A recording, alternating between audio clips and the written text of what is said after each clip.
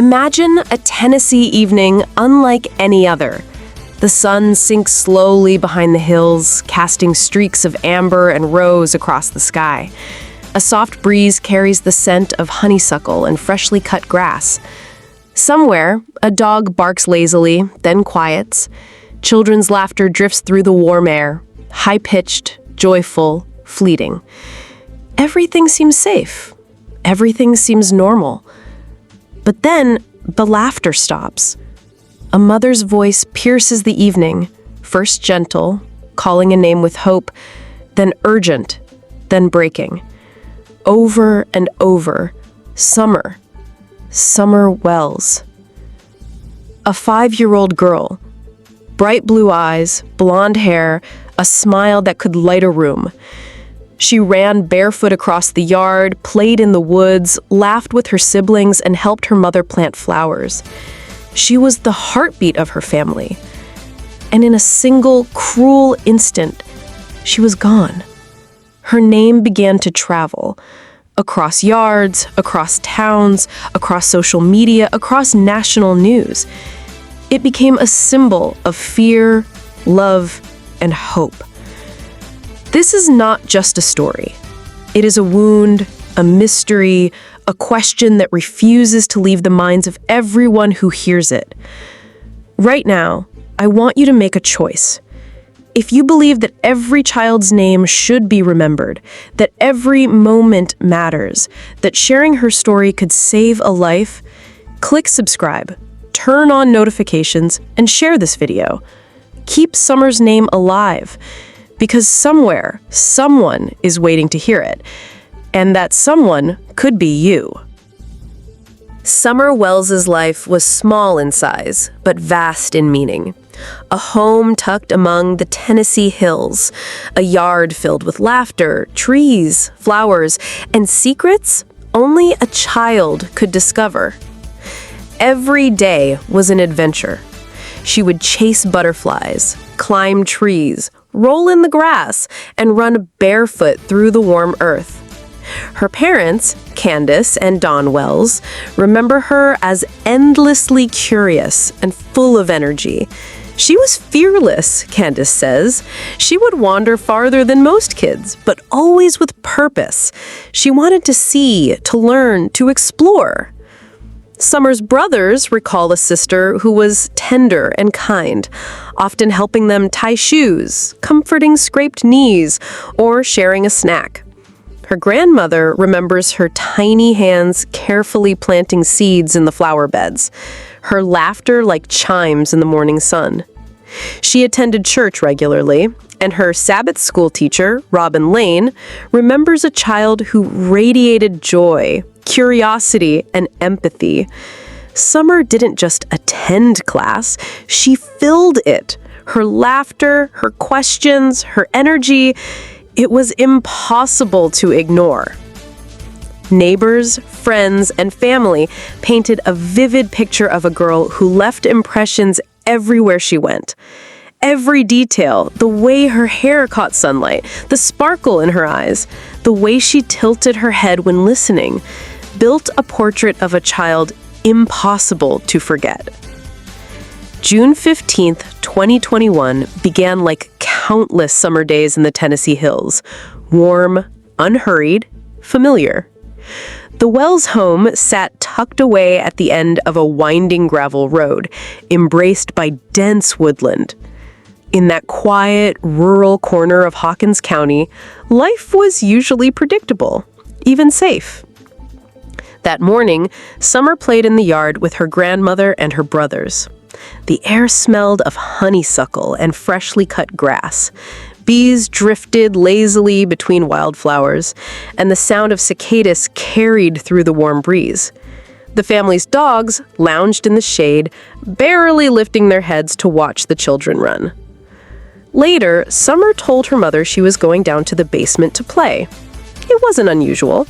The basement was her little space, cool, dim, filled with toys and trinkets she loved.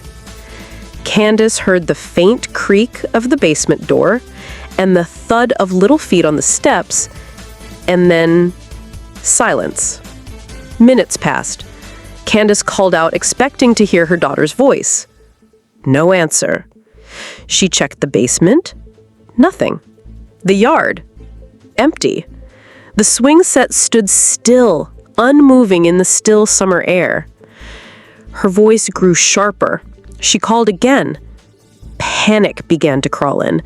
She searched the property, glancing toward the woods, scanning the tree line as if her eyes might somehow pierce through the dense green.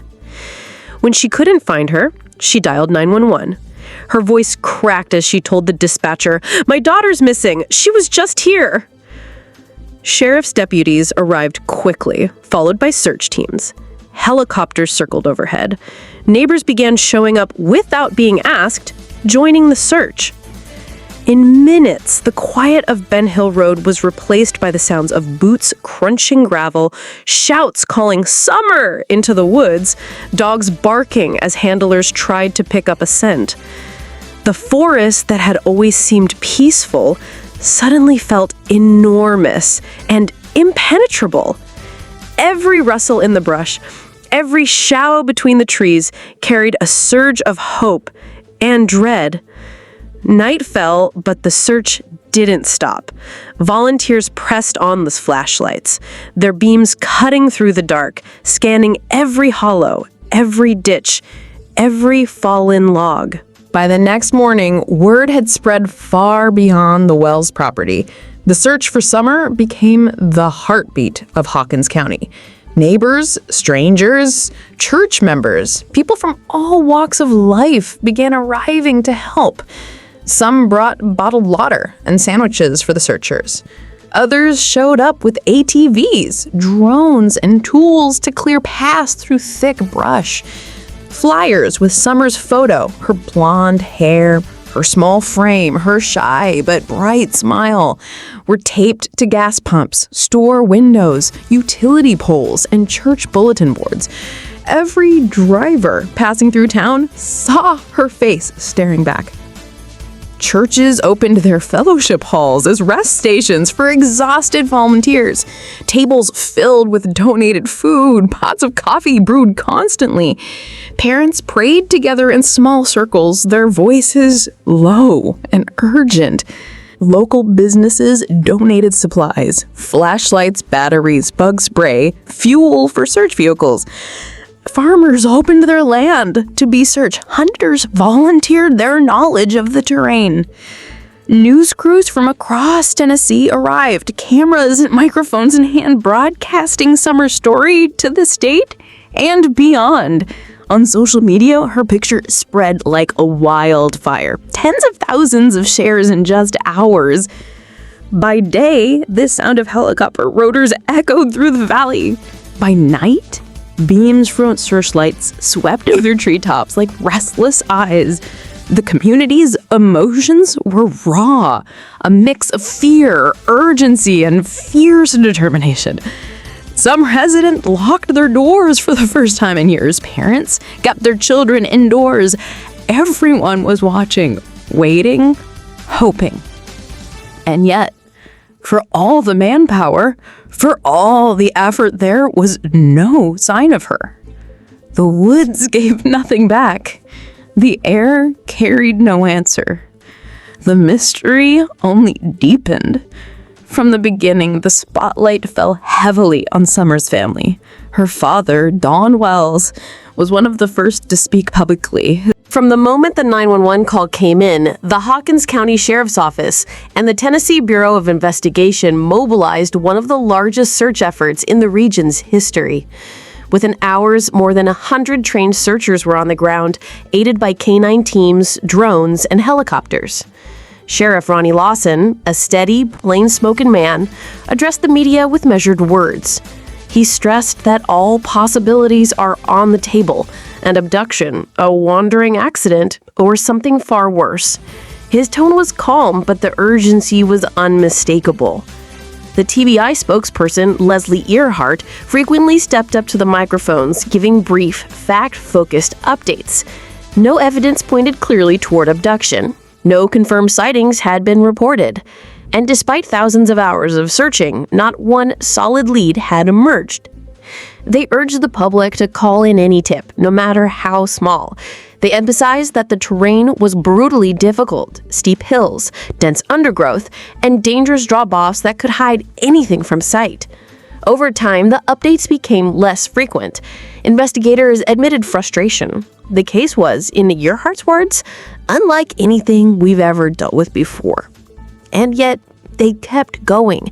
Dive teams scoured nearby creeks and ponds. The woods were searched again and again. Every registered sex offender in the area was interviewed. Dozens of search warrants were executed. Still, nothing. The official stance never changed. We are still looking for Summer Wells. We have not stopped. We will not stop. Those words became a kind of vow, repeated at press conferences, etched into the community's consciousness, and replayed in every news segment. In the midst of police updates, neighbor testimonies, and family interviews, there was one voice that rarely made headlines, yet carried a kind of truth that felt different. The voice of someone who knew Summer not as a missing child on a flyer, but as a little girl in her care, in a space filled with crayons, storybooks, and the smell of freshly sharpened pencils. Her teacher. When she spoke, it wasn't with the precision of a detective or the guarded tone of a public statement. It was personal. It was raw. She remembered Summer as a bright light in a small package, a child whose curiosity seemed boundless, who would tilt her head when she was thinking as though weighing the whole world in her tiny mind. The teacher said Summer had a spark. That word repeated like a refrain. A spark when she learned something new, a spark when she made a friend laugh, a spark when she proudly showed off a drawing, her little hands smudged with mercury ink. And yet there was something else in her words, a quiet ache. She admitted she had been worried about Summer, that some days Summer seemed tired, distracted, or withdrawn in a way that a 5-year-old shouldn't be. Not enough to sound an alarm, but enough to linger in her mind now in hindsight. The teacher recalled the last day she saw Summer. She had been wearing her hair in a playful style, the kind that made her look younger, softer. She had smiled when she walked into the room, her arms swinging freely. There had been no sign, no signal that this would be the last time she would walk into that classroom. After Summer vanished, the teacher said her absence hit harder than she expected. Her chair sat empty. Her name tag still hung on the cubby. The art projects you had worked on still clung to the bulletin board like frozen memories. The teacher joined community searches, she prayed with others, she replayed their last conversations over and over, searching for something she might have missed, a clue hidden in a child's words. And when asked what she wanted people to know about Summer, she didn't hesitate. She was loved here. She was seen. She mattered. It was a statement that cut through the noise of furies, speculation, and online debates. A reminder of that before she became the center of a mystery, Summer was simply a little girl with a life, a personality, and a place in the hearts of those who knew her. The teacher's words stood apart from all the others because, while investigators looked for evidence and neighbors shared what they saw, and family members tried to plead through her return, the teacher carried something else. The quiet, undeniable truth of who Summer was before she disappeared. A moment where the story is no longer just about the facts, the timelines, the official reports, but about the pulse of a community that refuses to forget. About the sound of a single name, Summer, whispered in the quiet corners of homes, spoken aloud in every church player, printed on every missing poster that still clings stubbornly to weathered poles. And in the midst of all those voices, there is one that still trembles when she speaks. Robin Lane, Summer's Sabbath School teacher. Her words are not just memories, they are living echoes. They come wrapped in the scent of crayons and the sound of tiny footsteps on a church classroom floor. They carry the image of a little girl with bright eyes who, in Robin's own words, could light up a room without even trying. Robin has spoken of the prayers, the countless prayers, whispered, shouted, and cried into the night. She has described the silence that fell in the classroom after Summer was gone, a silence so heavy it felt like the walls themselves were mourning. She told us about the chair, the tiny, brightly painted chair where Summer always sat, how no other child ever seemed to want that seat after June 15th, as if they knew deep down it still belonged to her. And Robin's voice is cracked, not once, not twice, but every time when she says, "I believe she will come home. I have to believe." It is this belief that has kept the community moving forward. This belief that has kept the vigils lit. This belief that has driven strangers, people who have never even met Summer, to keep searching, keep sharing her photo, and keep asking the questions that have no easy answers. The belief alone has not been enough to bring her back. Somewhere between the dense trees and winding roads of Hawkins County, between the statements, the press conferences, the rumors, and the facts, there is a truth that has been waiting for someone, anyone, to finally see it. And when that truth comes to light, when the last puzzle piece falls into place, there will be a reckoning for every moment that was stolen, for every tear shed in that little church classroom, for every unanswered question that has haunted this community for over 3 years. Until that day, Robin Lane will keep that little chair ready. The community will keep the candle burning. And somewhere, in the depths of the unknown, the echo of Summer's laughter waits to be heard again. This is not the end. This is not where the story closes. This is only the pause before the next chapter. And in that chapter, we will go deeper. We will pull back the layers. We will bring you details that no one else has shown you before. Because her name is Summer Wells, and her story is far from over. If you believe her voice deserves to be heard again, stay with us. Subscribe. Share her face. Keep the conversation alive. Because the moment the world stops talking about Summer is the moment she fades from view. And we will not let that happen. The next part of this journey is coming. I'm Agent Tim, and we are not done yet.